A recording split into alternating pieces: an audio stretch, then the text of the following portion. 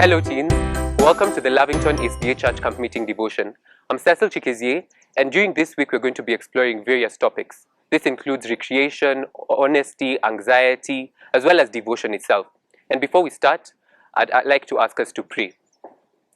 Loving Father, I come before thy throne of grace and mercy at this time, thanking you for this opportunity you've given us to be able to worship in your name and with your presence.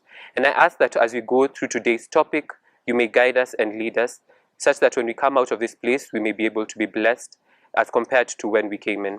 I pray all this in the mighty name of Jesus Christ, our Lord Savior. Amen. Today's topic is on devotion. What is devotion? Devotion is an act of prayer or private worship. It's actually the time one takes in solitude to find solace in God. We can otherwise term it as that private time with God. And Matthew chapter 6 verse 6 goes ahead to say that, "But when you pray, go into your room and shut the door, and pray to your Father who is in secret, and your Father who sees in secret will reward you." There are many instances within the Bible where we are urged to have devotion with God. And as teenagers, there's so many things happening in our lives. There's school, there's family, there's friends. And we might be asking, why devote or have that time of devotion with God? So I have two specific reasons why we as teenagers should be able to devote our time to God. One, it is in order to express our will to God. The main way as teenagers by which we can be able to express our will is through prayer.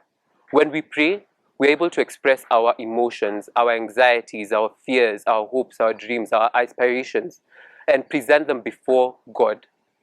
By presenting them, he'll be able to know exactly what we want.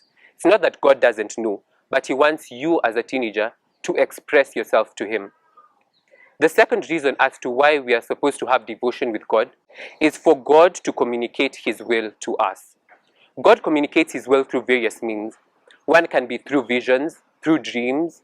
It can be through the Bible itself, as well as happenings that happen in our day-to-day life.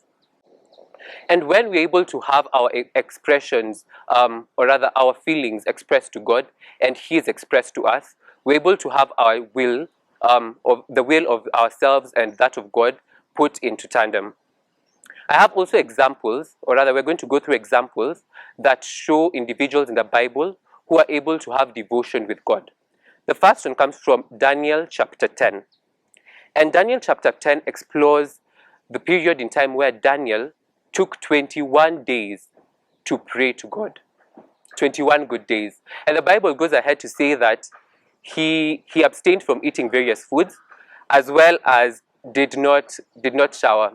I know during this corona period, many teenagers have not showered. I do not urge you to do that. In fact, you should go and bathe. But going back to the main topic of today, Daniel took 21 days to pray. And after those 21 days, an angel was sent to respond to him. Our second example comes from Genesis chapter 40. And this is an example exploring the life of Joseph. Joseph, at this period in time, was in prison. And while in prison, he met two people, a baker and as well as the cupbearer. And both of them had various dreams. So they expressed their dreams to Joseph. And Joseph went and prayed to God and asked for God to reveal the dreams to him. And by doing so, he was able to tell the cupbearer that his fortune was that he was going to be reinstated into the Pharaoh's guard. But for the baker, it was a dire fate whereby he had to die. And this actually came to pass. The third person that we're going to be exploring comes from Matthew chapter 26, verse 39. And I think this is the best example, Jesus Christ. I don't know if you can remember the time at which Jesus Christ went to the Garden of Gethsemane, and he was overwhelmed with sorrow. All the sins of the world were put upon him. And he went to pray to God, asking that this cup of sorrow should be taken away from him. God responded by giving him the strength to go ahead and to be crucified for our sins. So we can see that through these three examples, that of Daniel, that of Joseph, and that of Jesus himself, that we as teenagers also require our time with God himself, to just express and to talk and to just remain silent and listen to him. And by doing that, we'll be able to to live the best lives that we ever could. So you might, at this point, you might be asking, how can I be able to have that devotion with God? The first way to do it is to pray. Daniel actually prayed 3 times in a day. And this actually led to his imprisonment into a den with lions. And God brought him out of that. So we need to pray. Through prayer, we express ourselves to God. The second way we can be able to have devotion is by singing. Singing just brings joy into the family, joy into your heart, and it's basically praying to God and speaking with Him. The third way is reading the Word of God. By reading the Word of God, we're able to get the express instructions from God Himself, and we're able to get guidance on how to live our day-to-day lives. So at this point, my challenge to you as teenagers is to have that devotion with God. Right now, you might have forgotten, and within the past week, you've not really had a devotion. But what I urge you to do is to start from where you are. You can start from that 1 devotion per week, then go to that 1 devotion per day, then move it to 3 days.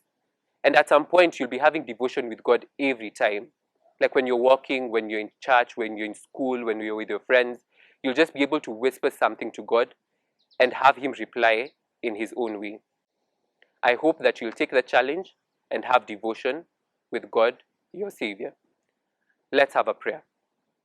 Loving Father, we come before Thee at this time, thanking You for this opportunity whereby we've been able to delve into Thy Word and to learn about devotion, whereby we can be able to sit down with You and understand Your will for our lives, and to be able to live the best lives that we ever could as teenagers by following Your will and Your Word, and from listening to You. I pray that You may guide us and lead us. And I also pray for this coronavirus period that You may be able to take away this disease, this virus, and that we may be able to be healed as a land. I pray all this in the mighty name of Jesus Christ, our Lord and Savior. Amen. I wish you a wonderful, completing week. Thank you.